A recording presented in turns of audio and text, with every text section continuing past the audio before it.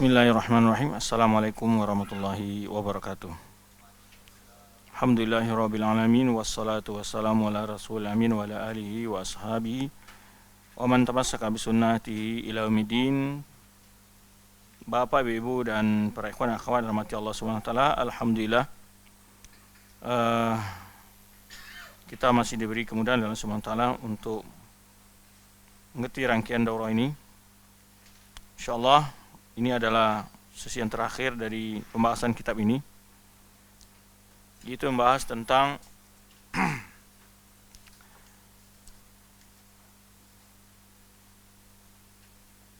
prinsip yang keenam, al-aslus sadis, menjelaskan tentang raddu syubhat allati wada'a syaitan, yaitu suatu argumentasi yang dibisikkan oleh setan kepada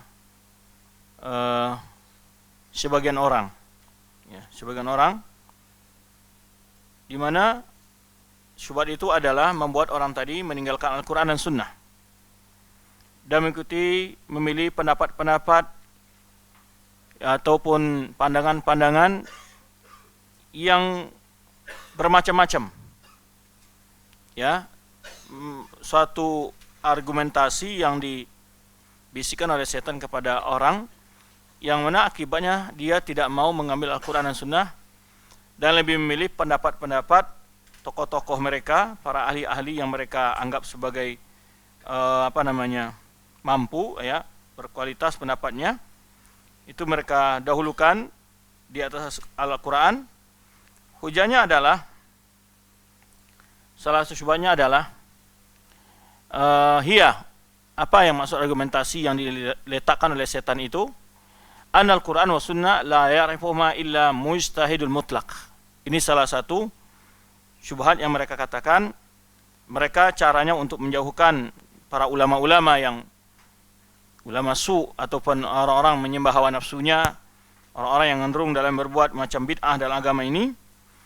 Mereka menakut-nakuti pengikutnya dengan cara mengatakan bahwa memahami Al-Quran itu tidak layak bagi setiap orang, tetapi yang bisa memahami dan mempelajarinya secara langsung itu adalah orang-orang yang telah sampai pada tingkatan mujtahid mutlak.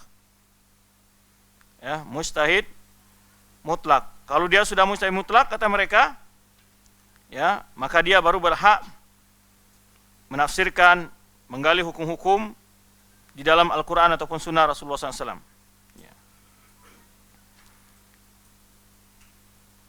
Dan mereka mengatakan dan mereka mengaku sudah sampai pada tingkat mujtahid mutlak, adapun kalian ini belum sampai.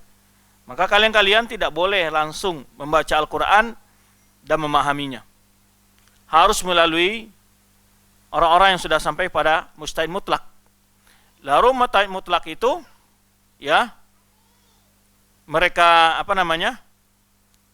yang mereka maksud adalah mereka. Adapun selain mereka itu tidak mujtahid mutlak. Nah,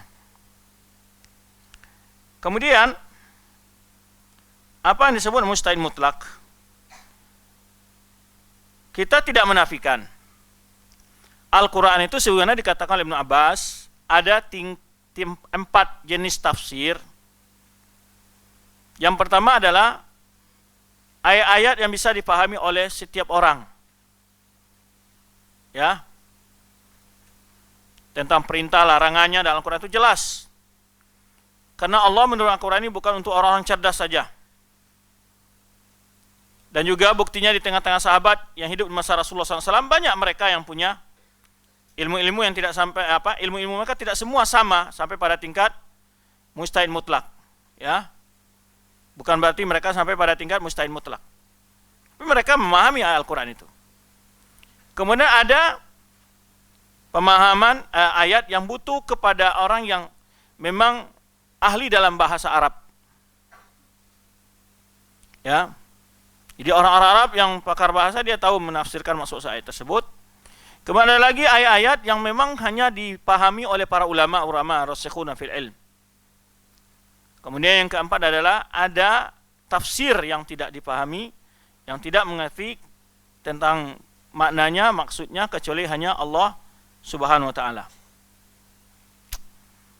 Maka oleh sebab itu Allah Subhanahu wa taala mengatakan afala yatadabbaruna al-Qur'an am ala qulubin aqfaluha. Ayat ini mengatakan bagaimana mereka, kenapa mereka tidak merenungi, memikirkan, mentadaburi Al-Qur'an, ataukah hati-hati mereka ya telah terkunci, tertutup, mati. Ayat ini memerintahkan kepada setiap muslim untuk merenungi Al-Qur'an, untuk merenungi dan memahami Al-Qur'anul Karim. Ya, seperti umpamanya perintah-perintah yang umum. Aqimus shalah wa atuz zakat, dirikan salat, bayarkan zakat. Ya alladzina amanu kutiba alaikumus shiyam, wahai orang beriman wajib kepada kalian berpuasa. Itu perintah-perintah dipahami oleh setiap orang. Ya. Tetapi rinciannya lebih dalam lagi, bagaimana kalau seseorang yang hamil kemudian dia tidak bisa berpuasa, bagaimana dia mengqadha dan bayar fidyahnya. Nah, itu butuh kepada ulama ya. Untuk hukum yang lebih detail lagi ya itu pada ulama-ulama yang mujtahid. Nah, ijtihad itu pun bertingkat-tingkat ya. Namun ya al-ijtihad itu memiliki syarat-syarat benar. Tapi itu bagi orang-orang yang menggali hukum-hukum yang lebih detail dalam Al-Qur'an itu. Salat umpamanya ketika berbicara bagaimana seseorang yang umpamanya ketiduran dalam salat, kapan dia salat, atau orang yang sudah lama tidak salat lalu dia bertobat, bagaimana dia dengan salat-salat yang berlalu, apakah dia ganti atau dia cukup bertobat saja. Rincian begitu ya butuh kepada ulama-ulama yang lebih tinggi ilmunya. Tetapi masalah maunya wa qadara rabbuka alla ta'budu illa iyyahu bil walidaini ihsana, sungguh Rabbmu telah memutuskan jangan engkau beribadah kecuali kepadanya dan berbuat baik kepada kedua orang tuamu. Ini ayat dipahami oleh setiap orang. Tidak mesti harus seorang ulama besar.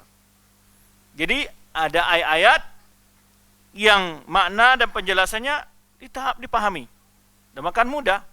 Karena Allah SWT memang telah mengatakan walaqad yassarnal Qur'ana lidzikri fahal min muddakir. Al-Qur'an itu mudah untuk dipelajari dan dipahami. Ya, tidak sulit. Tetapi ada orang yang ini berlaku ini banyak, biasanya mereka menakut-nakuti muridnya atau para jamaahnya.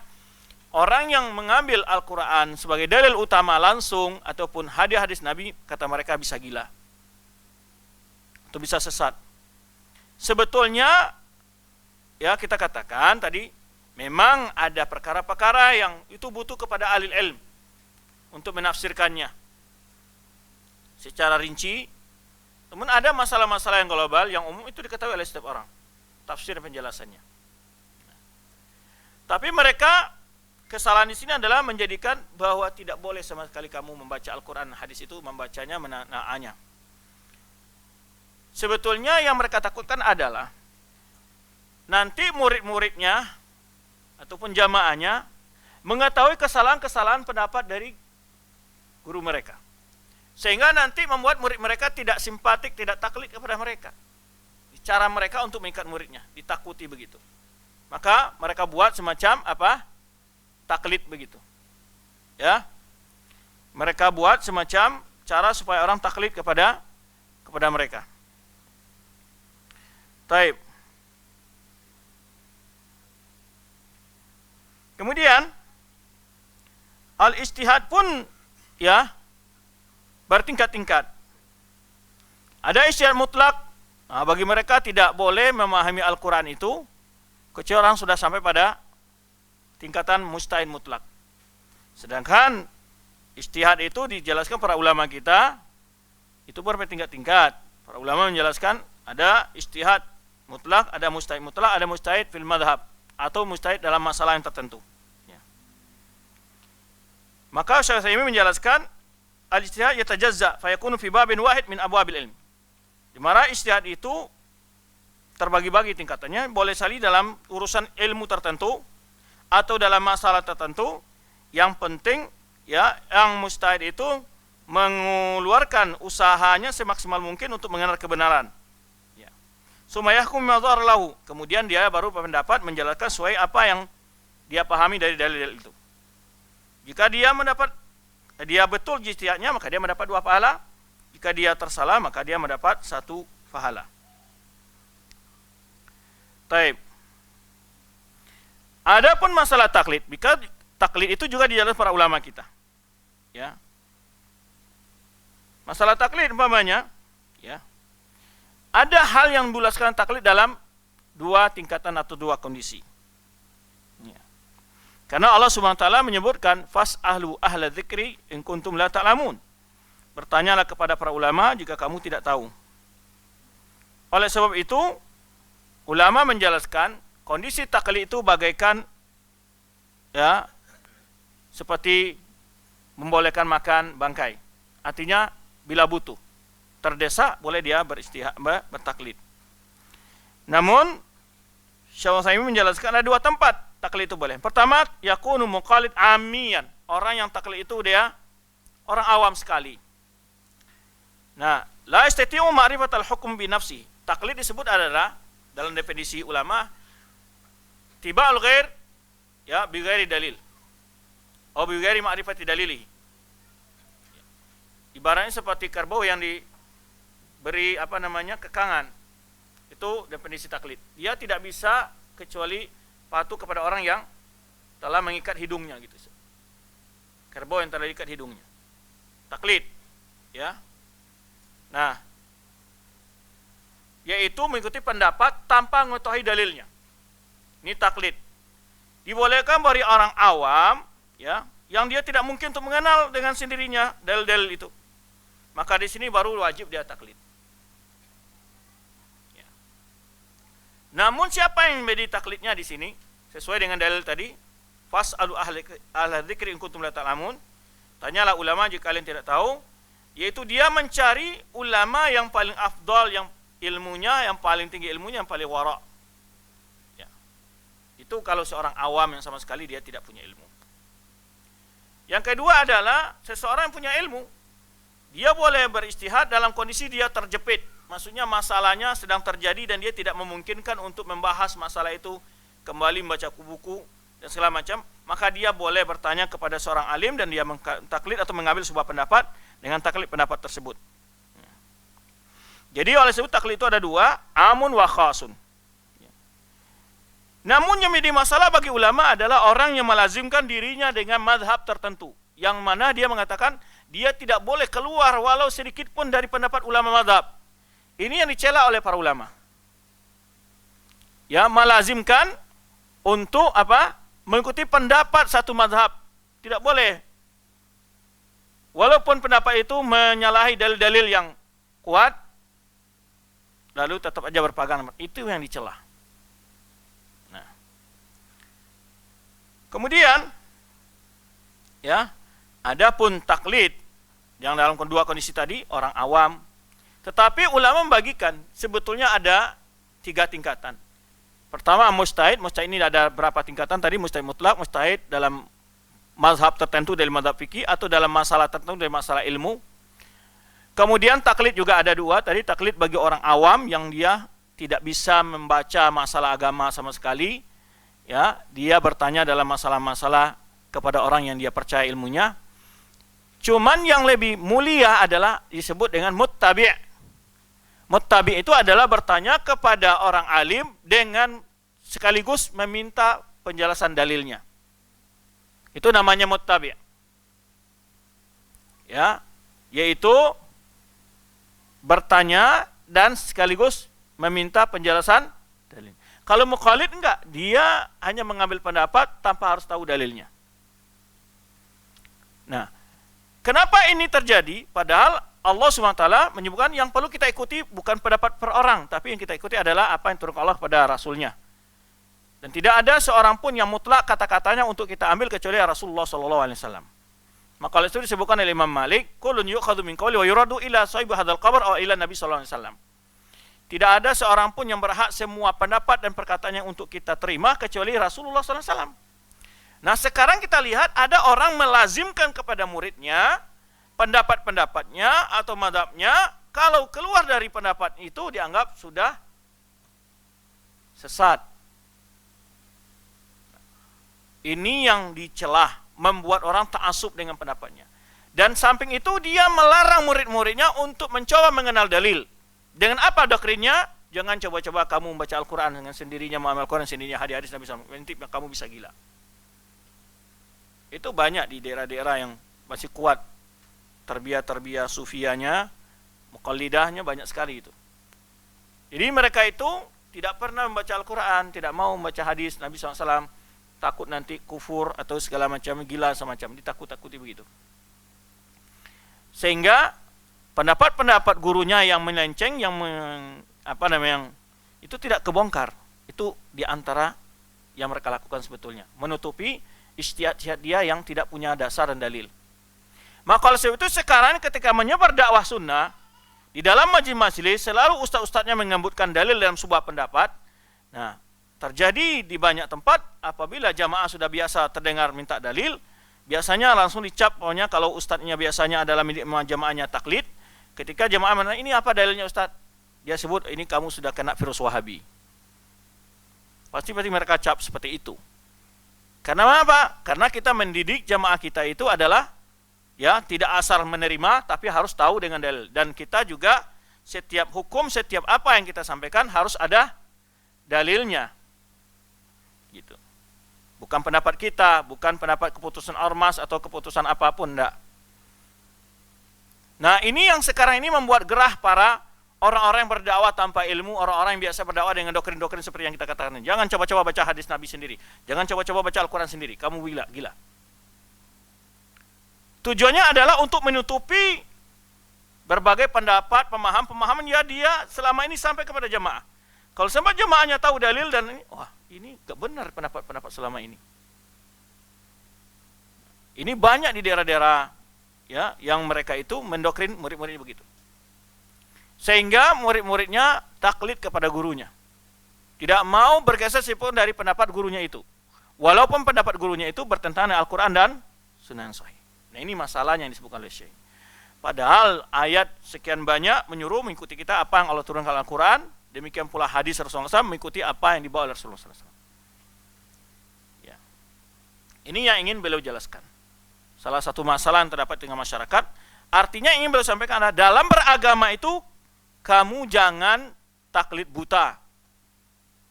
Tapi harus belajar ilmu dan tahu dalilnya. Kalau bertanya, minta dalilnya ketika seorang itu memberikan pendapat. Apa dalilnya dalam hal ini?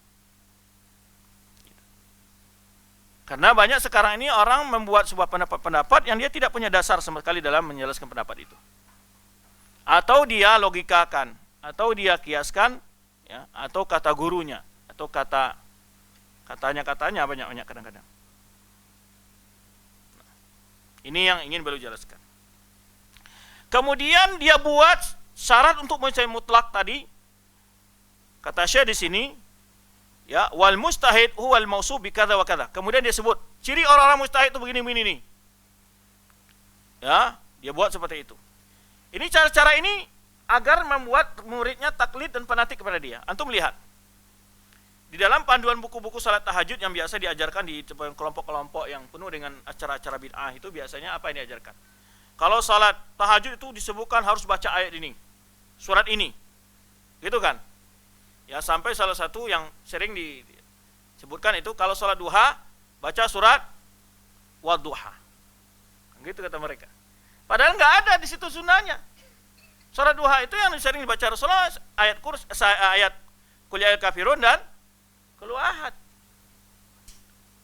Anda pernah baca buku-buku tuntunan salat mereka itu, salat sunnah itu? Nanti ada salat begini, salat begini. Kemudian katanya sebelum salat itu harus baca zikir, setelah salat baca zikir segini. Panjang macam-macam. Itu semuanya nggak ada dalam hadis-hadis Rasulullah SAW. Tapi kenapa dia lakukan begitu? Biar manzilahnya tinggi di murid-muridnya nanti. Ya ini kiai selalu salat malam. Berarti dia hafal doa ini, berarti ayat-ayat ini gitu. Padahal untuk salat malam, antum walaupun hanya membaca Qul ahad, Qul ya kafirun, Qul falaq bin nas, idza ja'a an-nasr, tabat yadah, enggak masalah. Tapi mereka kalau antum lihat dalam buku-buku yang mereka buat itu sengaja meruntun membuatkan sebuah ayat-ayat tertentu. Supaya apa? Murid-muridnya sulit untuk melakukannya. Dengan tujuan nanti supaya murid tahu bahwa syekh itu orangnya super hebat ini, ya hafal-hafal begini. Contoh juga umpamanya dalam sholat tarawih, dalam kelompok-kelompok yang taklid fanatik ini biasanya dia itu selalu membaca dari Al-Takatsur sampai An-Nas. Kemudian rakaat kedua selalu dibaca Qul huwallahu ahad. Itu setiap malam kan tuh. Sehingga orang memahami kalau membaca ayat lain dari itu, karena sudah begitu sejak turun-temurun, ada orang berbeda melakukan, dianggap sesat.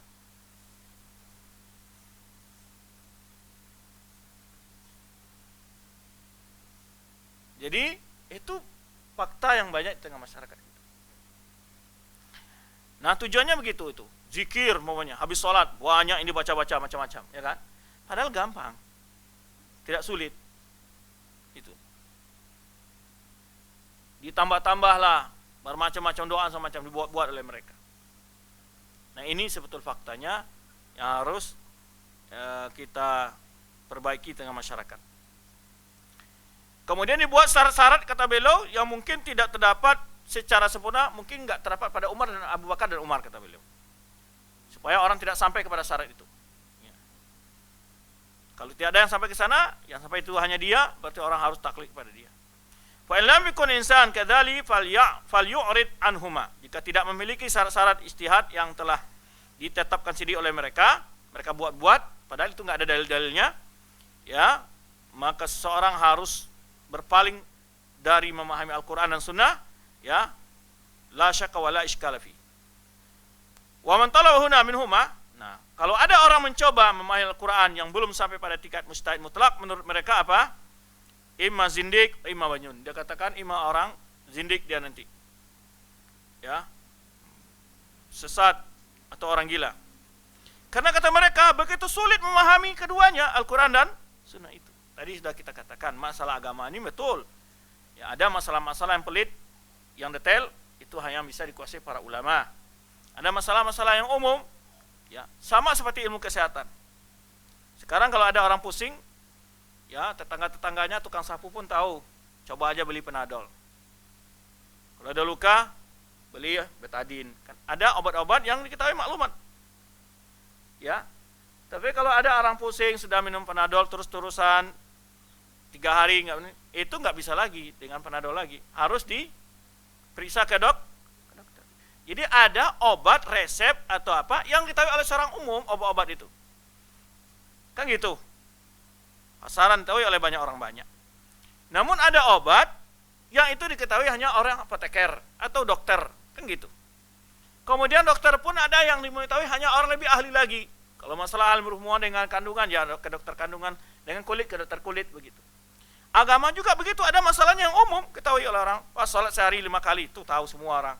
Sholat subuh 2 rakaat tahu semua orang. Ya, apa yang dibaca dalam masalah. Ada masalah cara berwudu selama, ada umum-umum yang memang diketahui oleh setiap orang.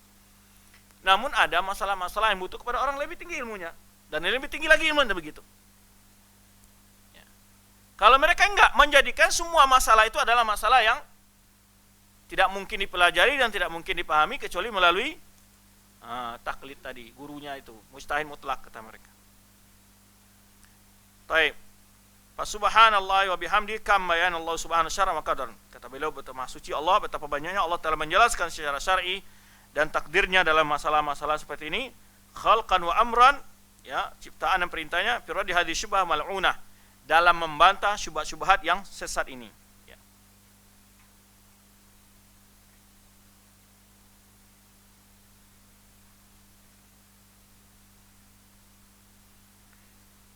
Seperti masalah-masalah umum, pokoknya larang berbuat syirik, wa'budullah wa la tusyriku syai'an, itu masalah-masalah yang diketahui oleh dengan setiap orang. Tapi apa pembagian syirik? Ya, bagaimana kalau orang berbuat begini, apakah syirik tidak? Detailnya ya betul kepada ulama.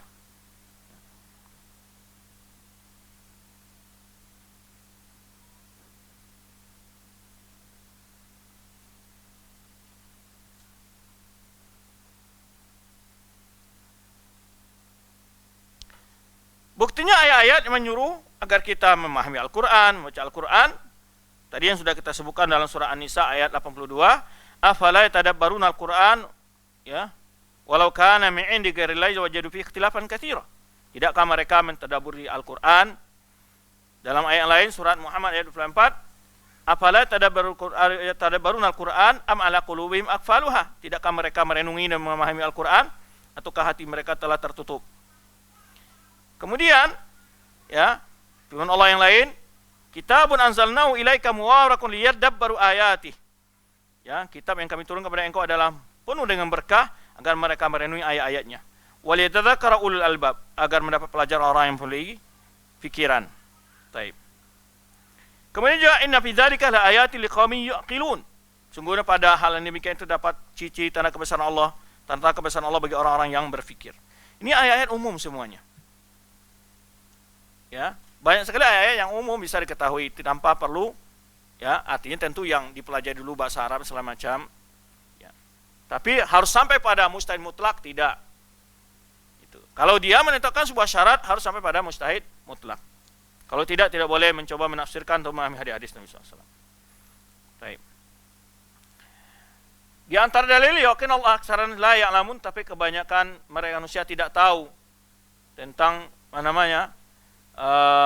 di mana Allah SWT menjelaskan ya dalam Al-Qur'an yang mulia perkara-perkara yang enteng untuk dipahami. Akan hakal qaulu ala aktsarihim fa hum la yu'minun. Ini di antaranya beliau menyebutkan firman Allah SWT, sungguh telah terbukti ya keputusan Allah kepada mereka dalam kebanyakan mereka tidak beriman. Inna ja'alna fi anaqihim aghlalan, Allah jadikan di atas pundak mereka itu ada belenggu, fahiya al-qani muqmahun, mereka tertunduk ke arah dagu mereka, wa ja'alna min baini aydihim saddan wa min khalfihim saddan. Ini maksudnya kenapa ada orang yang tidak memahami? Ada tadi disebutkan iradah syariah, iradah syariah Allah perintahkan orang untuk mempelajari Al-Quran. Namun ada orang memang hatinya telah dikunci Allah, tidak mau mengambil, tidak bisa memahami Al-Quran. Betul. Itu adalah iradah kauni. Sebenarnya Allah sebutkan di awal surat Al-Baqarah, awal surat Al-Baqarah Allah sebutkan sawa'un alaihim anzartum alam tunzirhum la yu'minun. Sama saja bagi mereka itu engkau beri peringatan atau tidak, mereka tidak mau beriman. Itu iradah kauniyahnya ya. Khatamallahu ala qulubihim, Allah telah mengunci hati mereka, wa ala sam'ihim wa ala absarihim gishawa wa lahum adzabun azim. Allah telah menutup pendengaran hati mereka, penglihatan mereka semua, sehingga tidak masuk petunjuk itu lagi. Itu iradah kauniyah. Ini yang belum maksud ya. Di sisi lain Allah justru menyuruh orang untuk memahami Al-Quran.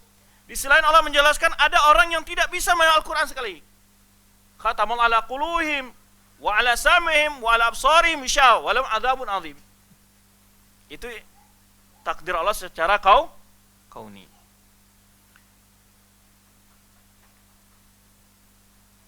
Wa ja'alna min ba'dihim saddan, kami jadikan di hadapan mereka ada dinding yang menutup, wa min khalfihim saddan, yang juga tutup di belakang mereka, fa akhshaynahum fa hum la yaqmahun.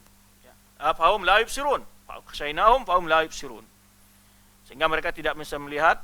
Sawan alaihim anzartum amtum alam tudhirum la yu'minun, baik engkau beri peringatan atau tidak, mereka tetap tidak mau beriman.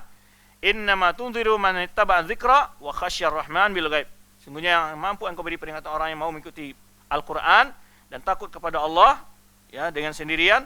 Fabashshiru bi maghfiratin wa ajrin karim, maka beri kabar gembira dengan ampunan dan pahala yang mulia. Ini yang boleh sebutkan banyak orang-orang tidak memahami masalah-masalah sebelum yang 5 sebelumnya tadi. Begitu banyak dalil Al-Quran, begitu banyak dalam sunnah. Apa menyebabkan mereka tidak tahu?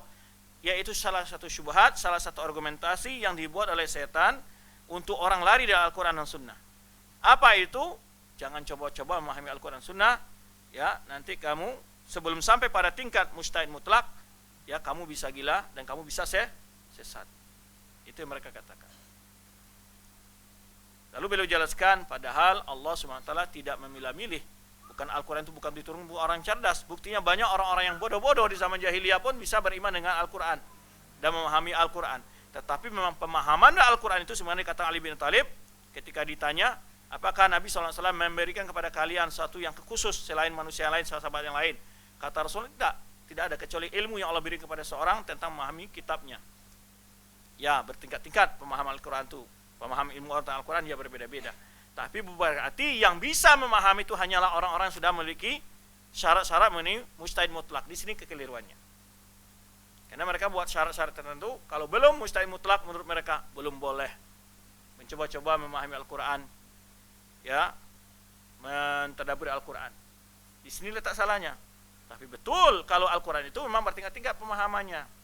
Ya, ada masalah-masalah yang tidak mengetahui, tidak bisa dipahami kecuali orang yang pakar dalam memahami usul fikih, usul tafsir, usul hadis. Ya betul. Cuman di sana juga ada hukum-hukum masalah-masalah yang gamblang, yang terang, yang mudah dipahami. Ya. Ini yang belum bahas pada pembahasan yang ke-6. Atau pada prinsip yang ke-6.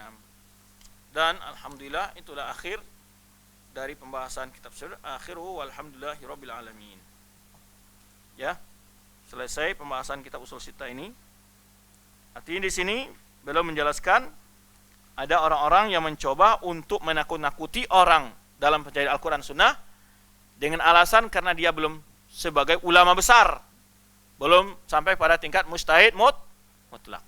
Ini biasanya dilakukan oleh orang-orang, ya, sufi-sufi banyak seperti ini biasanya, ya, sehingga murid-muridnya harus mengambil catatan-catatan dari gurunya saja, tidak boleh langsung mempelajari Al-Quran, baca kitab tafsir, ya, atau syarah hadis. Padahal kita sudah jelaskan masalah agama ini, ya, seperti ilmu-ilmu lainnya, ada masalah yang umum bisa diketahui oleh seorang, bisa dibaca dan dimaklumi dan dipahami. Namun memang ada masalah-masalah agama yang butuh kepada pemahaman yang lebih tinggi. Sebenarnya dijelaskan oleh Ibnu Abbas, Al-Quran itu bagi 4 tingkat penafsiran yang bisa dipahami oleh setiap orang, yang bisa dipahami orang-orang yang lebih dalam ilmu dalam bahasa Arab, orang yang dipahami lagi orang yang ulama yang tinggi ilmunya, kemudian dan tidak ada bisa memahaminya kecuali hanya Allah Subhanahu wa taala. Yang disebut dengan apa yang makna tafsir yang tidak diketahui Allah SWT disebutkan oleh para ulama adalah hal-hal perkara kehakikat kejadian hari kiamat, umpamanya bagaimana terjadi peristiwa cerita hari kiamat, ataupun tentang hakikat dari sifat-sifat Allah SWT, itu hanya Allah yang mengetahuinya. Baik, barangkali itu saja yang dapat kita bahas pada kesempatan ini. Terima kasih banyak atas kehadirannya. Mohon maaf jika ada dalam penyampaiannya hal-hal yang meragukan atau kurang memuaskan. Semoga dapat penjelasan melalui ustaz-ustaz yang lainnya. Jika ada pertanyaan dipersilakan, kalau tidak kita tutup.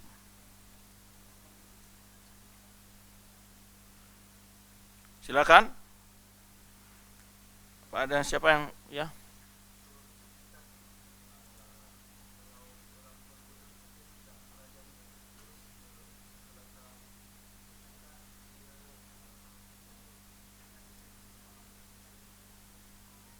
Gimana?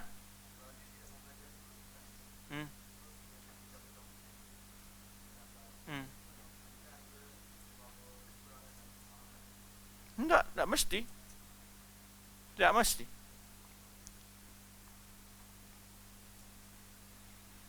Ini masalahnya untuk pemula-pemula saja. Kalau dia bisa tangkap ikut usul salasa langsung, enggak masalah. Tidak ada semacam kelaziman.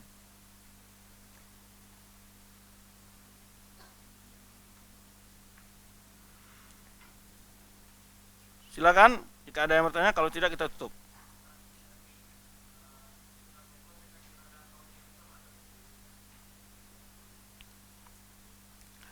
Sunatullah ada dua, sunatullah fil qaul, sunatullah fil syara'. Karena Allah secara kauni, karena Allah secara syar'i. Ya.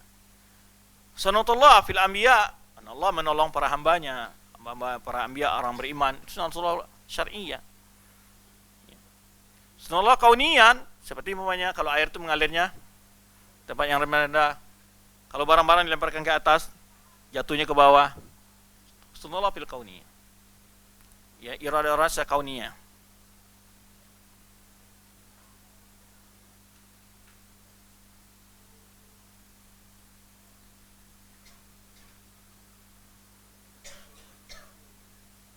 Hah?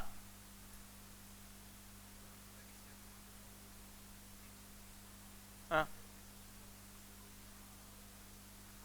Bisa. Orang lihat jin bisa. Para sahabat Nabi lihat jin. Abu Hurairah melihat, Bebingka melihat. Bisa, orang melihat jin itu bisa.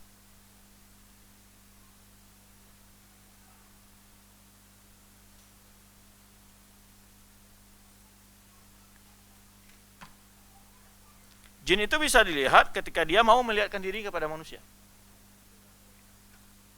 Karena memang diberikan kekuatan oleh Allah SWT untuk tasyakul, untuk menyerupai.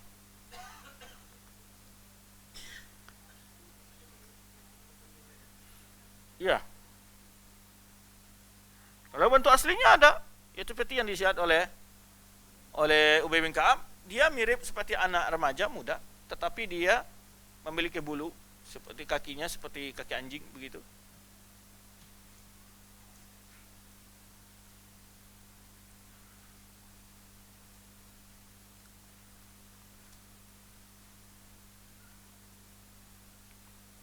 Baik.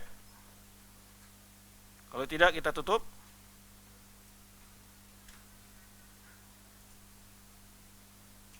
Selesai ya? Gak ada yang bertanya ya?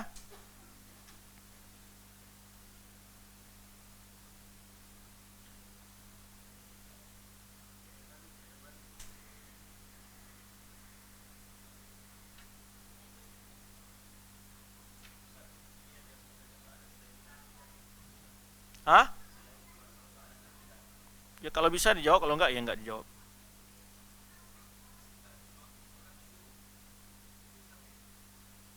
Hah? Sabit.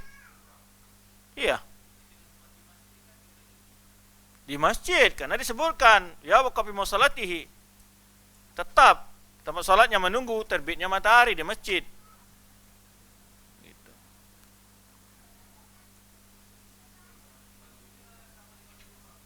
Enggak. Karena ada kalau di masjid itu ada syuruk jam berapa? Lebih cepat waktunya pada duha.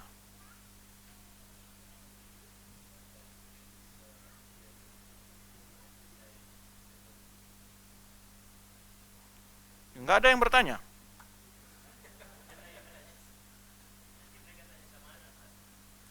Taib STDI Jember itu dirintis pada 2007 Masehi. Di awalnya adalah seketika kita masih di Pasca Madinah pada tahun 2005-2004 ya. Saya masih di Pasca di Universitas Islam Madinah. Karena begitu banyaknya antusias untuk kuliah di Universitas Madinah dan universitas lain di Saudi Arabia. Dan waktu itu kita sudah di Pasca juga sudah ada berapa orang. Pertama saya, Ustaz Arifin Badri, Muhammad Nurisan, Asfi Rahmat. Itu yang di S3 waktu itu. Kemudian ada di S2 Abdullah Taslim dan Abdullah Zain. Ya. Kemudian kita berembuk berencana untuk membuat sekolah tinggi atau university. Akhirnya kesepakatan kita mulai merintis karena yang pertama lulus dari mereka semua adalah Ana waktu itu 2007. Kemudian juga ada teman-teman ustaz lain yang dari S1 juga lulus, Nur Khalis dan Ustaz waktu itu dia kuliah hadis. Kemudian juga Ustaz Nur Ihsan Supiantoro. Kemudian Ustaz Suhuf Subhan, itu beliau di Lipia Jakarta, tapi diplom.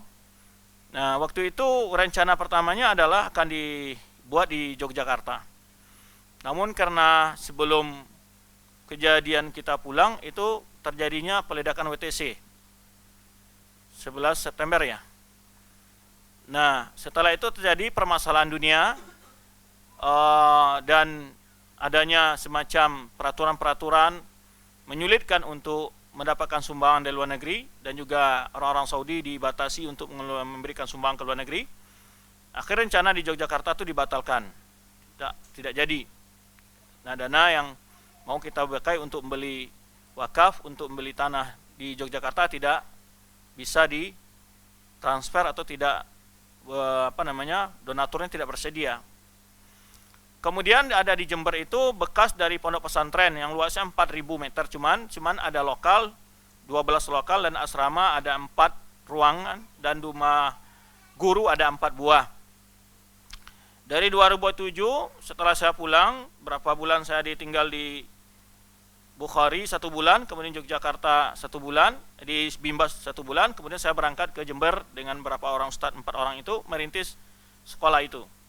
Kemudian yang pertama kita buka belum university tapi namanya Ma'had Ali. Ma'had Ali pondok tinggi. Ma'had Ali yang waktu itu mendaftar ada sekian orang, semua yang kita terima 17 orang. Itu 14 orang, 4 orang pendidik waktu itu. Kemudian mulai kita susun rencana pembuatan university itu, sekolah tinggi itu. Nah, dengan beransur-ansur tahun berikutnya menerima lagi dengan banyak proses, ya, dengan banyak kendala, tantangan, ya berbagai syarat-syarat yang diminta, baru berhasil keluar izinnya personalnya pada tahun 2010, ya, alhamdulillah. Dan kemudian di akhir 2010 itu mulai pulang berapa orang dari dokter baru, Ustadz Muhammad Nur Ihsan, kemudian Ustadz Muhammad Arifin Badri pulang dan bergabung ke STDI Jember, dan beliau bergabung berdakwah di sana, mengajar di sana.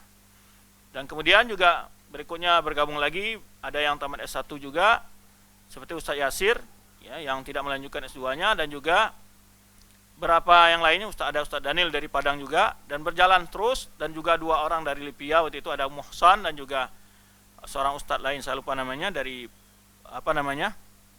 dari Lombok, dan berapa Ustadz lain tamat Lipia Jakarta tapi masih S1. Kemudian berangsur pada 2011, 2012 mulai para dosen-dosen S1 itu ngambil S2, dan alhamdulillah mereka ada yang dapat beasiswa dari pemerintah, ada yang kita subsidi dari kampus dengan bentuk memberikan hutang, ya. Dan berjalan alhamdulillah, ya, dengan berkembangnya mulai mendapat sumbangan, dan terakhir saya menjabat sebagai ketua Sekolah Tinggi 2013, ya. Dan itu kita sudah memiliki waktu itu luas sumbangan tanah itu hampir dari 2 hektar lah, atau 3 hektaran, ya, hanya tinggal membangun waktu itu. Terus digantikan oleh Ustaz Arifin Badri sebagai pimpinan STDI, dan sampai sekarang masih beliau, ya. Cuman ya perkembangan besarnya dari segi kemampuan jumlah mahasiswa terus bertambah, cuman yang jadi permasalahan intinya adalah kekurangan dari sarana prasarana yang tidak mencukupi, mulai dari asrama, kemudian juga lokal. Itu yang kondisi sekarang. Semua perencanaan kita sudah lakukan, pembangunan asrama, ya tinggal hanya melanjutkan. Cuman mungkin ada kendala-kendala internal dari yayasan dan STDI sendiri, sampai sekarang belum terlaksana perencanaan-perencanaan yang sudah dibuat itu. Kemudian ya untuk dosen sekarang ini sudah banyak, mereka sudah bertambah terus setiap tahun dan sudah bergabung juga. Setelah tahun 2013 pulangnya Ustadz Syafiq, kemudian juga 2017 pulang pula 2015 kalau nggak salah Ustadz Firanda, kemudian Ustadz Musyafaq, terus setelah itu pulang Ustadz Musyafaq, Ustadz Dularai, juga Abdullah Dokter Baswedan, siapa namanya? Sofyan Baswedan. Pada awalnya yang bergabung itu yang langsung ke Jember, hanya yang tinggal di Jember langsung waktu itu hanya Ustadz saya, Ustadz Arifin, Muhammad Nur Ihsan, dan Ustadz Syafiq. Kemudian juga pulang Ustadz Anas yang tidak melanjutkan S3 dan dia hanya S2, kemudian sekarang melanjutkan S3 di Indonesia. Pertamanya Ustadz Firanda hanya mengajar lewat datang dalam setahun itu mungkin 2 kali dengan cara memborong ngajar lebih full. Kemudian juga Baswedan juga begitu, sampai Baswedan sampai hari ini. Tapi ya Ustadz Firanda sampai hari sudah 2 tahun terakhir tidak mengajar lagi. Kalau supaya Baswedan mengajar dengan cara datang sekitar 2 minggu dan menyelesaikan kurikulum, terus mengadakan ujian begitu. Dan yang sekarang di sana ada 8 atau berapa orang doktor. Ada sana Ustadz Syafiq 4, 5, 6 sekarang doktor, ya, yang sudah bergabung di sana. Dan 8 dengan ada Irfan namanya dokter juga. Kemudian ada kandidat dokter berapa orang yang seperti Ustadz Henry. Dosennya sekarang sudah hampir 20-an lebih mungkin. Kalau mahasiswanya mungkin 600-an gitu. Disediakan untuk putra dan putri. Ya untuk putri ini tahun yang keempat. Kalau untuk yang putra ini sudah 4 kali menamatkan. 4 kali menamatkan. Sudah 4 kali wisuda. Itu sekilas tentang sekolah tinggi di sana. Dan kita masih apa namanya, membuat program-program. Sebetulnya perencanaan kita cukup besar di tahun 2020 itu, termasuk dari antara rencana yang sudah kita buat itu kita mau buka S2, tapi kelihatannya tidak memungkinkan karena syarat untuk buka S2 itu harus ada 2 guru besar profesor. Jadi SDI sampai sekarang belum ada yang jadi profesor. Itu kendalanya di situ. Itu aja, cuman satu-satunya sekarang kampus yang bermahat salaf yang jelas-jelas memiliki kapabilitas dari segi dosen satu-satunya di Indonesia.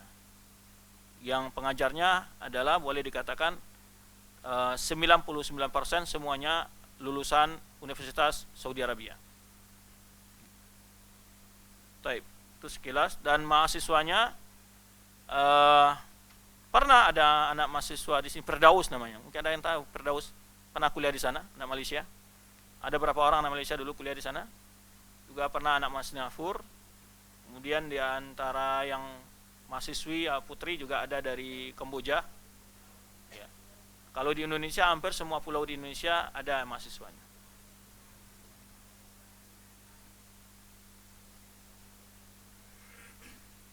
Bagi yang berkeinginan untuk menyekolahkan anaknya sana, tafadhol. Tapi kampusnya berbahasa Arab, kuliahnya berbahasa Arab, ya, full berbahasa Arab. Semua pelajaran mata kuliah berbahasa Arab. Kurikulumnya adalah kurikulum Universitas Madinah dengan ada sedikit penyesuaian dengan peraturan di Indonesia.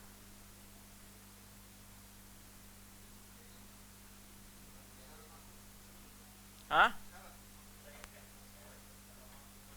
Kalau syarat masuk bisa dilihat di di websitenya STDI. Itu studis dot ya or it koid AIC.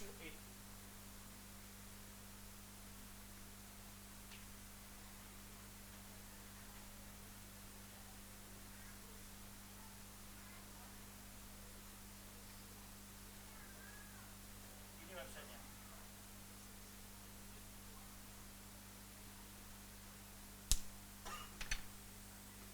Nanti bisa dibuka. Di sana ada berbagai penjelasan untuk penerimaan, tapi sekarang sudah tutup penerimaan mahasiswa baru, sudah selesai.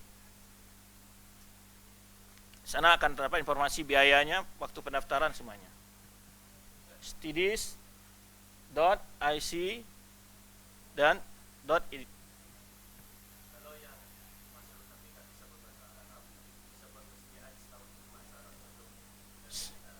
Sekarang ini ada program tambahan, yaitu persiapan bahasa. Yang belum bisa berbahasa Arab masuk ke program persiapan bahasa selama 2 tahun.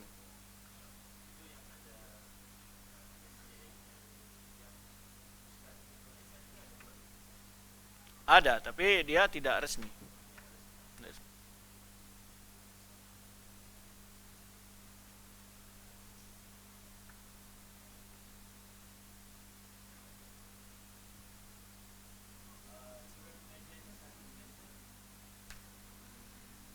Iuran pendidikan saya nggak hafal ya, karena saya udah dari 2013 saya tidak berada di kepengurusan, saya hanya sebagai dosen biasa. Nggak tahu bagaimana rinciannya. Bisa dilihat di situ ada informasi semua. Berapa per semesternya bayar, ya ada di sana semua.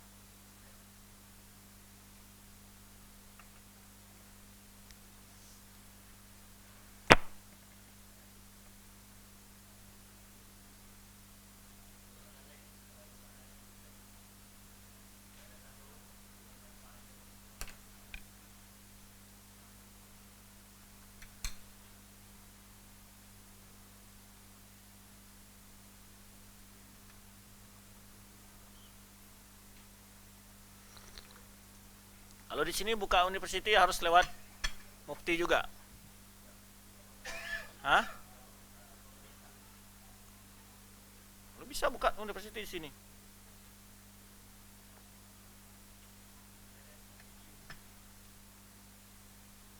Berarti kan nggak ada hambatan, bisa itu.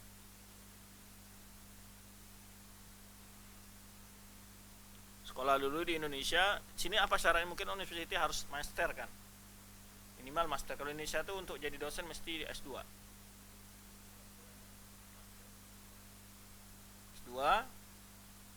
mungkin sekian orang belajar dulu ngambil S2 terus nanti setelah itu buka sekolah. Karena dakwah itu lebih efektif dari melalui pendidikan.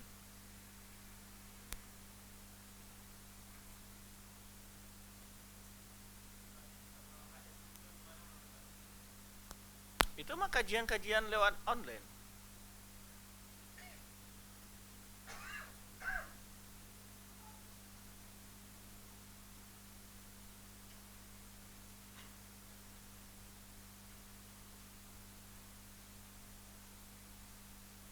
Baik, selesai. Terima kasih banyak kehadirannya. Alhamdulillah, selesai kita menyelesaikan satu pembahasan kitab selama 2 hari ini. Semoga apa yang kita sampaikan dapat kita ambil faedahnya dan kita diberi Allah SWT semangat selalu untuk menuntut ilmu. Ya. Wallahu a'lam bishawab. Terima kasih banyak atas segala kehadirannya dan perhatiannya. Mohon maaf jika ada dalam penyampaian yang hal-hal yang kurang paham atau yang kurang dimengerti. Subhanakallahumma bihamdika asyhadu an la ilaha illa anta astaghfiruka wa atubu ilaik. Wassalamualaikum warahmatullahi wabarakatuh.